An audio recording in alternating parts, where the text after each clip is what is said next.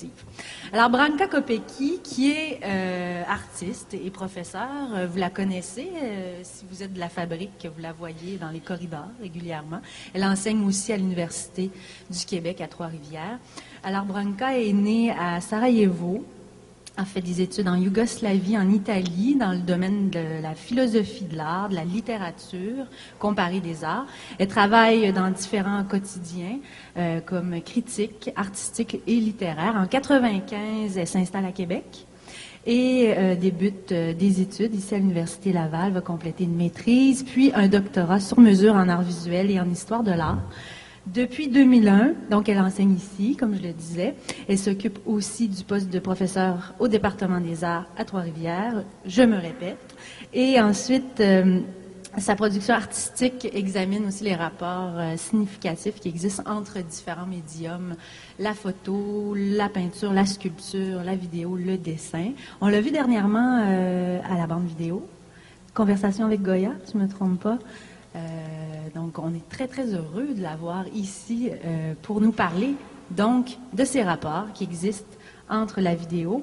Elle va comparer la continuité répétitive de la boucle vidéographique et la discontinuité chronologique en cinéma. Je m'arrête là et je lui cède la parole parce que je ne pourrais pas continuer dans mon cas. Je connaissais déjà. C'est un propos assez général, ça va être difficile d'avoir un propos pertinent après ce propos, mais bon, je vais essayer quand même d'exposer quelque chose qui m'intéresse surtout. Donc, je suis une artiste en art visuel et mon intérêt est surtout tourné vers la temporalité dans l'œuvre visuelle en général, mais plus spécifiquement aussi, j'examine dans ma propre pratique, mais aussi par un rapport théorique, la temporalité dans l'image fixe photographique versus l'image en mouvement, souvent au cinéma ou la vidéo. Mais ce qui m'intéresse dernièrement, c'est les différents modes de fonctionnement de la forme dialectique de la mobilité dans l'analyse expérientielle de la manifestation visuelle. Et dans ce sens, je trouve que c'est très moins évident, plus subtil, mais très intéressant pour moi de comparer finalement deux images en mouvement. Parce que c'est pas tellement évident, c'est quoi par rapport à la temporalité, la différence entre la vidéo et le cinéma de l'autre côté. Et si je le fais par les correspondances métaphoriques, un genre d'identification métaphorique finalement entre le cinéma et la théorie de temps chez Bergson, c'est-à-dire je trouve certaines correspondances en le cinéma qui est une succession linéaire des instants dans la durée, ce qui est propos de Bergson, versus les boucles vidéographiques qui, selon moi, a une correspondance assez évidente avec la théorie d'Einstein et la circularité du temps. Je sais que ça a l'air très théorique, mais au fond, ça n'est pas. Tout est basé sur les expériences que moi-même j'ai fait un petit peu en production vidéographique. J'ai toujours eu la fascination pour le cinéma, mais j'ai jamais eu l'expérience en cinéma. Je trouvais que c'était une machine énorme, lourde, qui me fascine. Et les comparaisons que je vais le faire à partir de la forme et le contenu à travers la prisme de la temporalité qui concerne la narrativité finalement entre le vidéo et le cinéma. Il ne faut surtout pas penser que c'est une théorie que je suis en train de développer. Ce sont surtout des bribes un petit peu d'une réflexion personnelle que je jette aujourd'hui, je lance, et j'espère que vous allez m'aider aussi de clarifier un petit peu mes doutes et mes convictions là-dedans. Donc, ce que j'ai constaté, que souvent en vidéo, il existe une décomposition de la narrativité, ça veut dire l'histoire ou le récit, par la temporalité répétitive, le rythme, le boucle.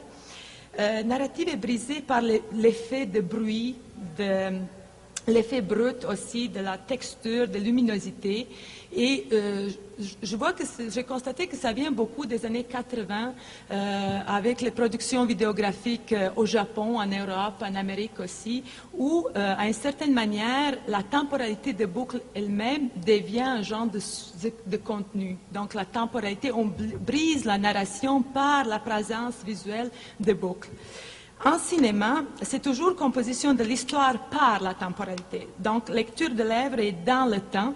Et ce sont évidemment les influences qui viennent beaucoup de la littérature, parce qu'il y avait toujours un rapport très direct entre la littérature et le cinéma, et aussi beaucoup une influence de l'art plastique ou l'art visuel versus le lien avec la vidéo était un peu plus naturel, plus évident.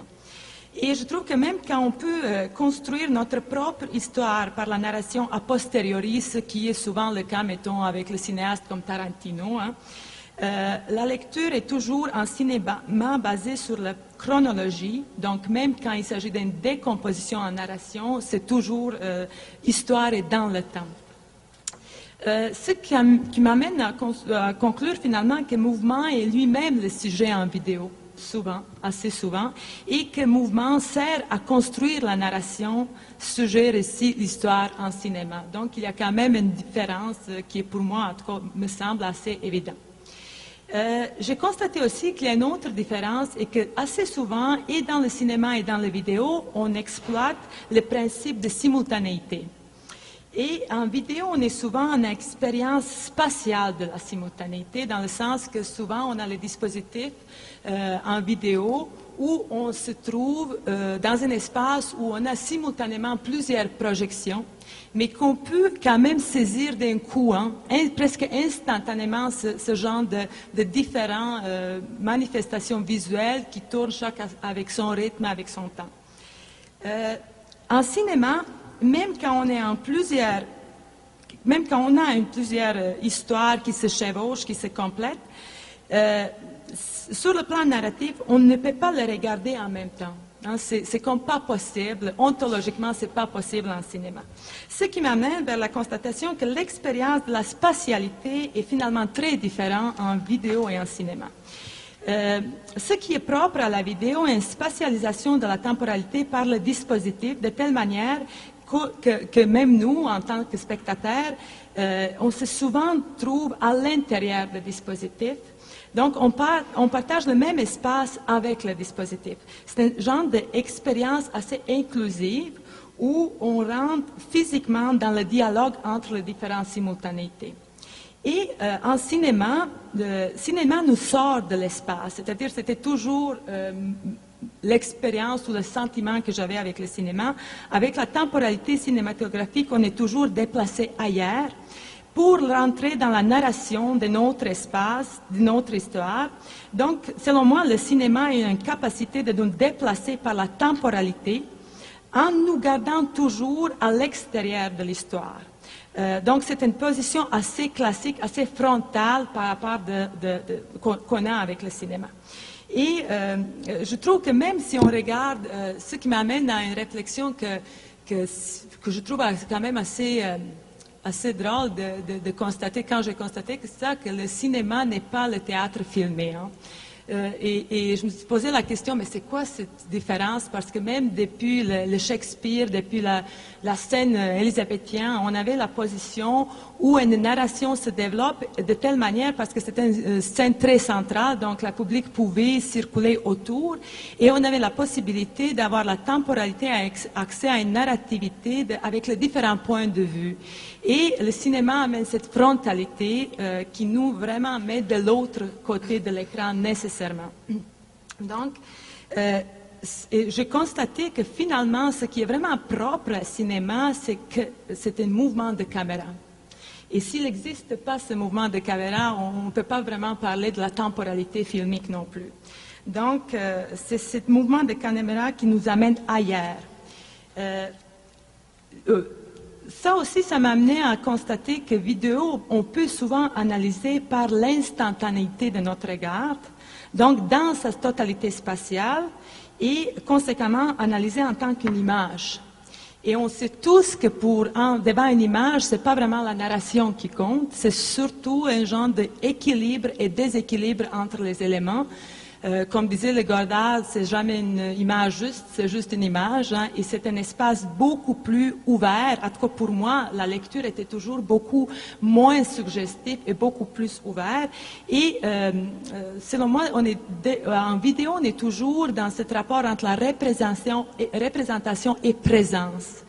À la différence de vidéo où filmer cette accumulation qui construit la totalité, et il doit être analysé dans la totalité inscrite dans la durée, dans le sens qu'on doit commencer quelque part et on finit quelque part, donc c'est assez linéaire. Et même quand on a auteur qui essaie de briser la narrativité chronologique linéaire comme ça dans ces films, et je vais prendre vraiment juste les exemples des très grandes comme Wim Wenders par exemple, avec un genre de plénitude symbolique temporelle, ou Akira Kurosawa avec le film tableau, hein, où on a comme un genre de poétisation de temps, ou Bergman où on a une absence, c'est-à-dire qu'on a l'impression qu'on est devant un arrêt dans la temporalité, ou mettons Fellini qui m'a toujours fasciné avec le rythme dans ses films, dans le sens que c'est très vrai, très comme dans la vie, c'est tantôt lent, c'est tantôt très vif, donc il y avait plusieurs qui ont essayé de briser cette linéarité. La lecture de l'œuvre en cinéma, de la narration, est toujours plutôt pour moi donc dans la narration. On vient toujours vers l'histoire quand même, donc on emploie tous les moyens quand même pour raconter une histoire. En ce qui concerne les influences, il y en a beaucoup entre le cinéma et le film, mais je vais juste faire brièvement une liste de ce qui est plus intéressant pour moi, parce que je vais plutôt ouvrir pour la discussion après.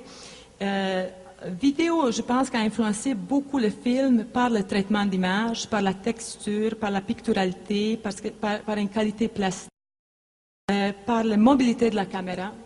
Et ça, c'est quelque chose que je trouve important aussi. Donc, c'est genre de mobilité qui est beaucoup plus vif aussi. Par le mélange entre la fiction et le documentaire. Plus en plus aussi, en cinéma, on a ce genre de forme hybride qui se construit entre le documentaire et la fiction. Et je pense que c'est une influence directe de vidéo aussi. Et par une démocratisation incroyable, surtout avec le développement de la nouvelle technologie, parce que cinéma n'est plus autant une machine lourde grâce à un développement technologique. En ce qui concerne l'influence de film versus le vidéo, ce que moi je trouve plus intéressant pour moi, c'est ce genre de complexité qui est toujours présent en cinéma, parce que le cinéma est un art très total, hein, complexe, on a à l'intérieur du cinéma, c'est un art syncrétique, hein, qui emploie tous les autres arts, scénographie, la scène, la photographie, le texte, tout est important et tout est concentré. Et je trouve que plus en plus, œuvres vidéographiques manifestent aussi cette complexité, dans le sens qu'il y a beaucoup d'auteurs qui vont commencer à engager les acteurs professionnels, ils vont vraiment écrire la musique spécifiquement pour la production vidéo, ce qui n'était pas vraiment le cas au début d'un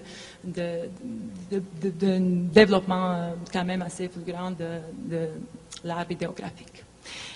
Donc c'est ça le propos, assez général. Et donc, j'espère que vous allez avoir la question pour me clarifier à moi, parce que c'est vraiment quelque chose que je jette juste comme ça, une réflexion très, très ouverte et pas trop structurée non plus.